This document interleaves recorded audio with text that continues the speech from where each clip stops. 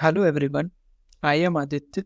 I am from E2E Mentorship Program and today we are going to discuss about the basics of Spring Boot.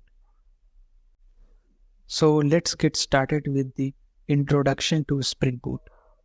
Spring Boot is a powerful framework that simplifies the development of Java-based applications by providing a wide range of features and functionalities. It is a framework which provides basic and advanced concept of Spring framework. It also provides an easier and faster way to set up, configure, and run both simple and web based applications. Perhaps this question may come in our mind that what is the difference between Spring and Spring Boot? So, Spring is an application development framework, whereas Spring Boot is a framework built on the top of Spring that simplifies and accelerates the development of Spring based applications. So here in the figure, we can see that Spring Boot is the combination of Spring Framework and embedded servers like Tomcat and JT, where excluding the XML bean configuration. So let's talk about why should we use Spring Boot. So it reduces the cost and development time of the application. The main goal of Spring Boot is to reduce development, unit test, and integration test time. Also, it uses dependency injections. It contains powerful database transaction management capabilities. And there are several more things that we can discover in Spring Boot. Now, let's look at the Spring Boot architecture. Spring Boot follows a layered architecture in which each layer communicates with the different layer. There are four layers in Spring Boot, and they are presentation layer, business layer, persistent layer, and database layer. We can see in the picture that this one is a postman client. It could be a user who is carrying a mobile phone or who is opening a browser. So, and it can be a postman client also. So it is creating requests. So the request goes to the controller layer. Controller layer decides that which kind of request user is creating. So based on those requests, it sends the data into the service layer. So service layer is optional, but we used to create the business logics inside. So after that, it goes into the DAO layer, that is repository layer. And repository layer directly communicates with the database that what kind of request that client had sent, and based on that the database generates the output. So client requests and the database gives the response on the basis of that. So in this form the architecture of Spring Boot works. The different layer of Spring Boot have their own functionality. Presentation layer handles the HTTP request and perform authentication, whereas business layer contains all the business logic. It consists of service classes and it is responsible for validation and authorization. Persistence layer contains all the database storage logic and it is responsible for converting business objects to the database, whereas database layer contains all the databases such as MySQL, MongoDB, and so on. Let us take an overview that how Spring Boot project works. First, we need to create a Spring Boot project. We can bootstrap the dependencies from Spring Initializer website. Then after we can define dependencies. Then after we can develop our application and build some logic. After that, we can run and deploy. So this is the Spring Initializer website. There are various options. For project, we choose Maven.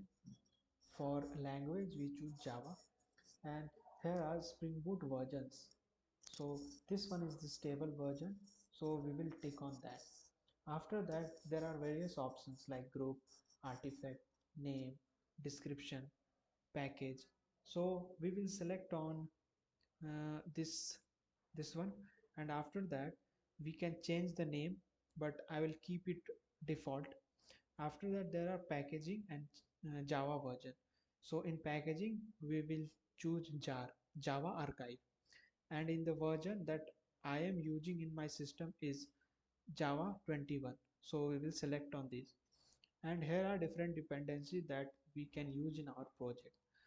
You can go to add dependencies and we can choose multiple things over here, but right now I only need Spring uh, Web and MySQL driver and Spring Data JP. So after this we can generate. So after clicking on the generate, it will pop up and one zip file will get downloaded.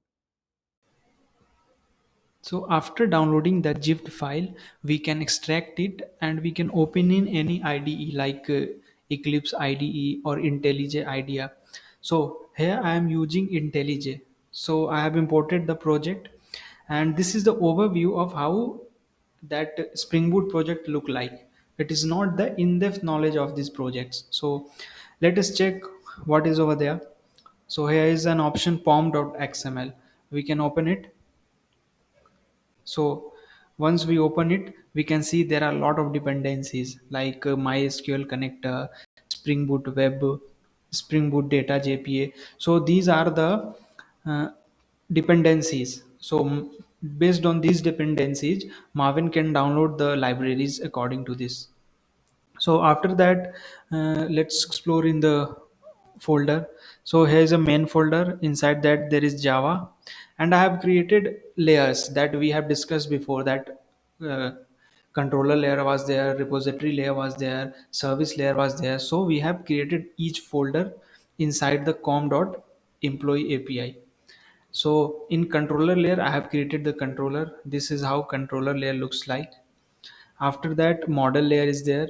In the model layer I have given some entities that what my table looks like inside the database and in what form my data is getting saved. So here we have created that entity. So now let's go to the repository layer. In the repository layer, I have created an interface. So it is extending JPA. In JPA repository, we are defining the entity name, which is employee over there, and long. It is the type of primary key. So in the service layer, let's open it. Okay. In the service layer, I have employee service, and these are the various services. So don't look at the code. This is just an overview of Spring Boot application. So the main application is here, employee API application. This is how it look like.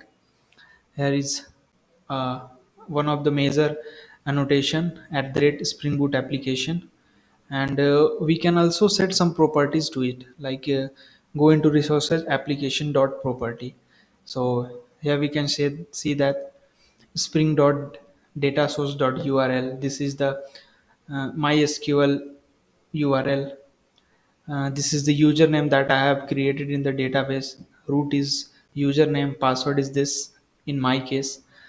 So these are properties. So this is the overview of how Spring Boot application look like, or how we are going to create that architecture inside the employee API or Spring Boot project. Well, that's all we have for today. Thank you so much.